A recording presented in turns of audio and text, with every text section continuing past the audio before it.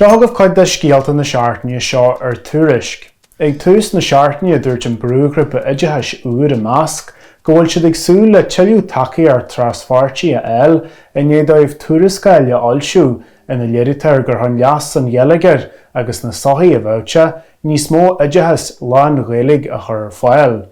Dúirt Rachel de Wallis ó a measc, go mbeidh an grúpa inis ag impíor an rialtas an tuairiscáil a léamh agus an taide atá na úsáid in ngach rud do bhaineann le cúrsaí gaeilgeithis a maihan seo.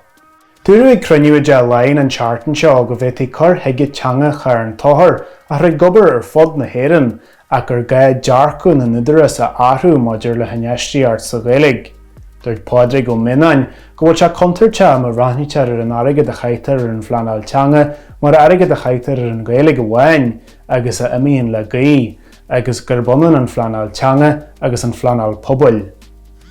Bhí scéalaigh an iris ar Pálainn ní Chiaráin an seachtain seo faoi gcathair na nionsaithe ciníthe i mó farste. Dúirt sí ina píosa go bhfuil an réabú ar na sráidína ciúnithe a go bhfuil pobail eitnithe faoi ionsaí a gcónaí agus go bhfuil an teannas le breistint go fáile an go fáil. Ar an fád spórt an seachtain seo chaith an crú ar fád súil chun tosaí ar chluichí mór a pelle agus iomana an deireadh seachtaine. Agus ar deireadh bhí agalú ag Bridget bhreathnail leis an cheoltar David Keenan ó an Jalgan ina agalú lóirse faoin gneasú a fuairse sna sean scéaltaí agus sa gaeilge agus ag crosmhóthar ina héal. Tá na scéaltaí sin agus go leor eile ar Tuairisc inis.